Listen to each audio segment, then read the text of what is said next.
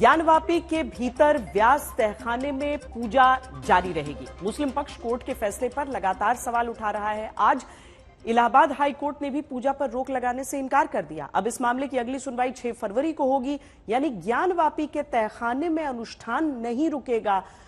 अहम बात यह है कि ज्ञानवापी में अखंड ज्योति भी जलाई गई है, जिसके बारे में कहा जा रहा है कि यह हमेशा जलती रहेगी। इतना ही नहीं, ज्ञानवापी में 9 दिन का अखंड रामायण का पाठ शुरू हो गया है, जिसके लिए पुजारियों की 4-4 घंटे की शिफ्ट लगाई जा रही है। हालांकि फैसले के विरोध में मुस्लिम पक्ष अब सुप्रीम कोर्ट जाने की बात कह रहा है।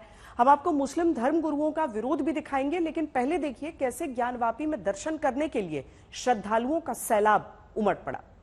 क्योंकि ज्ञानवापी के व्यास तहखाने में 30 साल बाद एक बार फिर शंख, घंटे और आरती की गूंज सुनाई दे रही है। जिन भक्तों को व्यास तहखाने में जाकर दर्शन का सौभाग्य मिला, वो खुद को धन्य मान रहे हैं।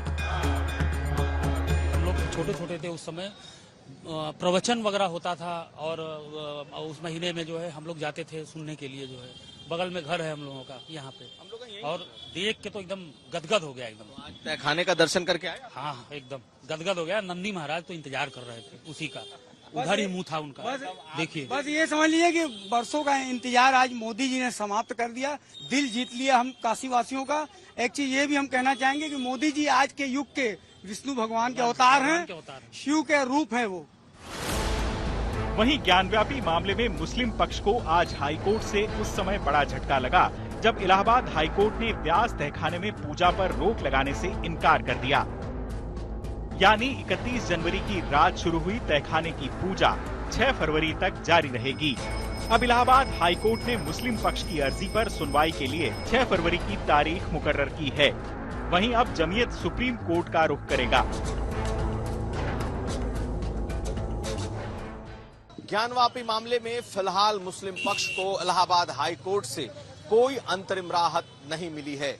इलाहाबाद हाई कोर्ट ने जो अगली तारीख है वो 6 फरवरी तय की है, जब इलाहाबाद हाई कोर्ट दोबारा इस मामले को सुनेगा।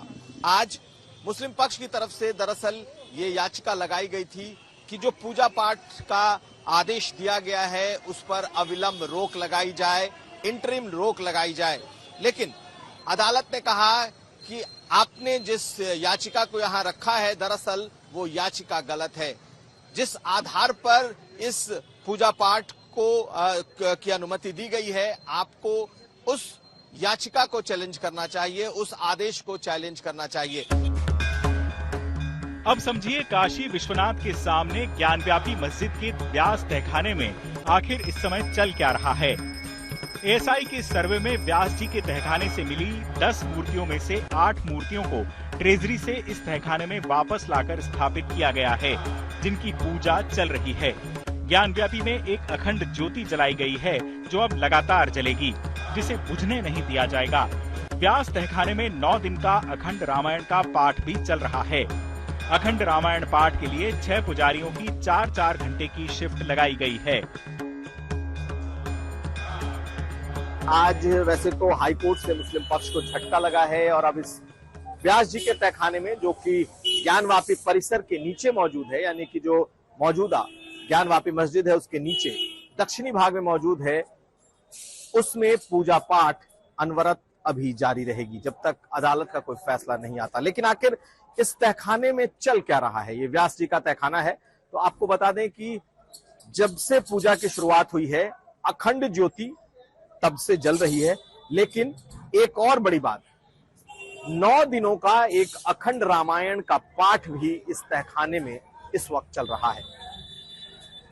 4-4 घंटे की पुजारियों की शिफ्ट लगाई जा रही है और कुल 6 पुजारी इस अखंड रामायण, इस अखंड रामचरितमानस का पाठ उस तहखाने में कर रहे हैं। आज तक की टीम राम मंदिर की तरह वाराणसी में भी अखंड कवरेज कर रही है।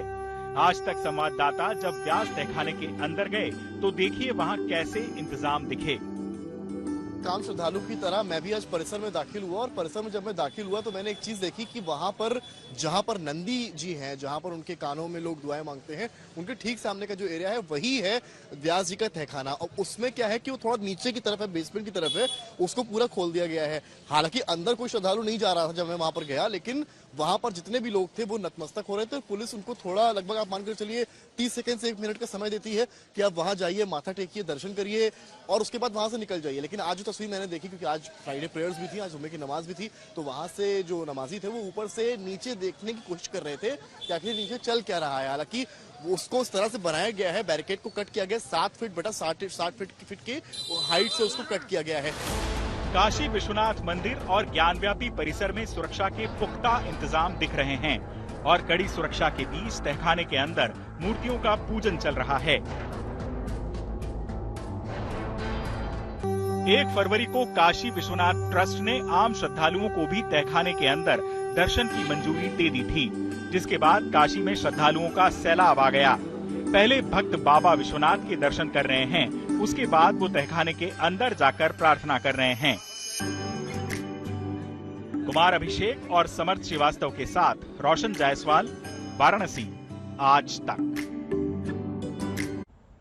ज्ञानवापी पर कोर्ट के फैसले के विरोध में अब all India Muslim personal law board उतर आया है। मुस्लिम पर्सनल लॉ बोर्ड और जमीयत उलेमाए हिंद ने कहा है कि अगर अदालतें ऐसा करेंगी तो उनका कानून से विश्वास उठ जाएगा। उधर लोकसभा में भी इस मुद्दे की गूंज सुनाई दी। असदुद्दीन ओवैसी ने पूछा, आखिर मुसलमानों से मस्जिदें कब तक छीनी जाएंगी। वहीं वीएचपी ने भी ज्ञानवापी मामले पर बड़ी बैठक बुलाई है और वाराणसी में अखिल भारतीय संत समिति की बैठक में संतों ने कहा कि मुस्लिम पक्ष लोगों को गुमराह करना बंद करे और हम राम मंदिर की तरह काशी और मथुरा भी न्यायिक प्रक्रिया का पालन करते हुए ले लेंगे।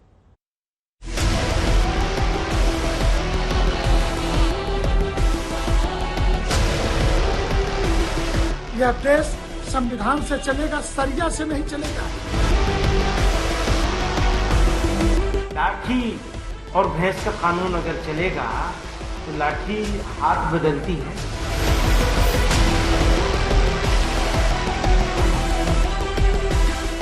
अदालतों ने अक्सरियत के लिए और अकलियत के लिए अलग अलग पैमाने मुकर्रर कर दिए और कृष्ण जन्मभूमि और काशी विश्वनाथ ज्ञानवापी भी हम कोर्ट से ही प्राप्त करेंगे।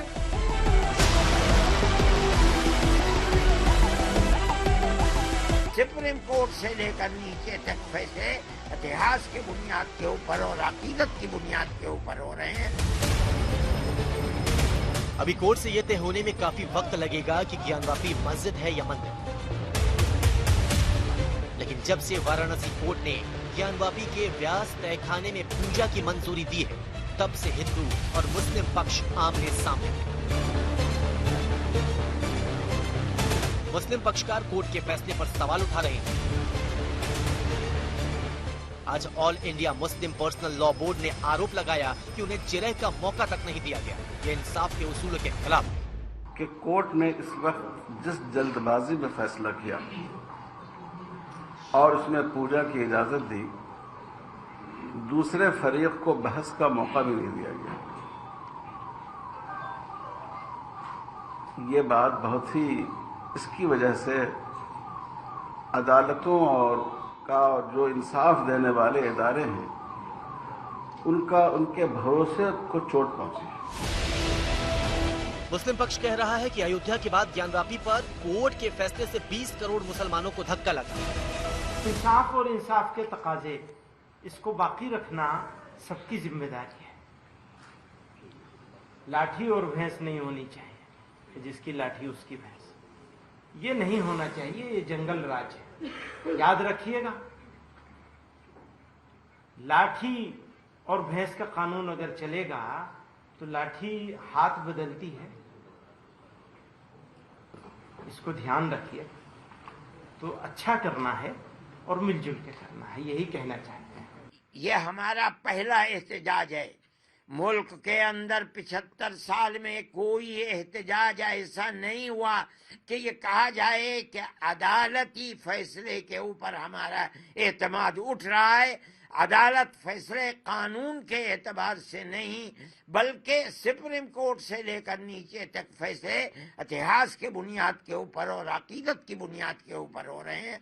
हम ये समझते हैं कि हमारा ये एहतजाज सारी दुनिया के अंदर लिखा जाएगा और सारी दुनिया जानेगी। इसका मतलब है कि मुल्क के ऊपर से एक अकलियत को उसके सुप्रीम कोर्ट और कुल कोर्टों के ऊपर से मुल्क का एतमाद उठ गया। ये बहुत खराब चीज है। ज्ञानवापी पर हलचल बढ़ती देख वीएचपी ने मीटिंग बुलाई है।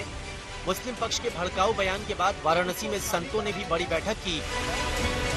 अखिल भारतीय संत समिति की बैठक में संतों ने मुस्लिम पक्ष को चेतावनी देते हुए कहा कि अगर ज्ञानवापी परिसर उन्हें नहीं सौंपा गया तो वो कोर्ट से लेकर रहेंगे। अखिल भारतीय संत समिति आज all India Muslim personal law board के बेहद गैर जिम्मेदाराना और असंवैधानिक धमकियों को गंभीरता से लेते हुए आज काशी के लगभग 250 से 300 संत और एक स्वर में निर्णय लिया गया कि संविधान को बंधक बनाने, कोर्ट को धमकी देने के अपने रवैये से बाज आए मुस्लिम समाज। आपको जो कहना है कोर्ट में कहिए। यह देश संविधान से चलेगा, सरिया से नहीं चलेगा। श्री राम जन्मभूमि किसी की कृपा से नहीं, हमने संविधान से और कोर्ट से प्राप्त किया है। और कृष्ण जन्मभूमि और काशी विश्वनाथ ज्ञानवापी भी हम कोर्ट से ही प्राप्त करेंगे। हमारी आस्था संविधान में है। और रही बात ये कि कोर्ट और प्रशासन हमारा साथ दे रहा है, तो 2014 से पहले यही आरोप तो आप पर भी लगाए जा सकते थे। इसलिए all India Muslim personal law board मुसलमानों को डराने, धमकाने और उन्हें मैं ये कहूंगा कि मुसलमानों को भड़काने से बाज आए, अन्यथा परिणाम उन्हीं के लिए खराब होंगे। उधर लोकसभा में भी मस्जिदों का मुद्दा छाया रहा। एआईएमआईएम अध्यक्ष असदुद्दीन ओवैसी ने ज्ञानवापी के बहाने केंद्र सरकार पर हमला बोला। ओवैसी बोले, आखिर मस्जिद छीनने का सिलसिला कब तक चलेगा? 22 जनवरी की बुनियाद 6 दिसंबर 92 को रखी गई। 22 जनवरी की बुनियाद 86 में ताले खोलकर रखी गई। 22 जनवरी की बुनियाद जीबी पंत ने रखी थी। इसीलिए तारीखी दिन है। और तारीखी दिन इसलिए भी है कि सर इसी ऐवान में 16 दिसंबर 1992 को हमने एक रेजोल्यूशन पास किया था। आप बताइए कि आज इस मुल्क में चाहे कोई सेकुलर पार्टी का हो या जो भी हो, वाले सब सेकुलर है, बुरा मैं हूं। वहीं यूपी में चुनावी मौसम में राम मंदिर और ज्ञानवापी के बहाने हिंदू मुस्लिम वाली सियासत भी चरम पर। बहरहाल पहले राम मंदिर और अब ज्ञानवापी पर सियासतदान सहूलियत वाली सियासत के तहत बयानबाजी कर रहे हैं, क्योंकि देश में 3 महीने बाद महासमर, जिसका काउंटडाउन भी शुरू हो चुका है। वाराणसी से कुमार अभिषेक, समर्थ श्रीवास्तव और रोशन जायसवाल के साथ आज तक ब्यूरो। आपको अब हम समझाते हैं कि ज्ञानवापी मामले में कब कब क्या क्या हुआ है। 1991 में पहला केस वाराणसी कोर्ट में दाखिल किया गया। ज्ञानवापी में पूजा की इजाजत मांगी गई। सितंबर 1991 में केंद्र सरकार ने पूजा स्थल कानून बनाया। 1993 में इलाहाबाद हाईकोर्ट ने स्टे लगाया। 1993 में तत्कालीन मुलायम सरकार ने लगाई रोक। व्यास तहखाने में पूजा पर रोक लगा दी। 2019 में ज्ञानवापी के सर्वे की मांग की गई। अगस्त 2021 में 5 महिलाओं ने एक सिविल सूट दाखिल किया। मई 2022 में वजू खाना सील करने का आदेश आया। दिसंबर 2023 में सर्वे की रिपोर्ट दाखिल कर दी गई। 19 दिसंबर 2023 को हाईकोर्ट से मुस्लिम पक्ष की याचिका खारिज हुई। 25 जनवरी 2024 को दोनों पक्षों को सर्वे रिपोर्ट सौंपने का आदेश आया। 31 जनवरी 2024 को वाराणसी कोर्ट ने तहखाने में पूजा की अनुमति दे दी। 1 फरवरी 2024 को आम श्रद्धालुओं को दर्शन की मंजूरी मिली। 2 फरवरी 2024 हाईकोर्ट ने पूजा पर रोक लगाने से इनकार कर दिया। हाईकोर्ट में अगली सुनवाई अब 6 फरवरी को है।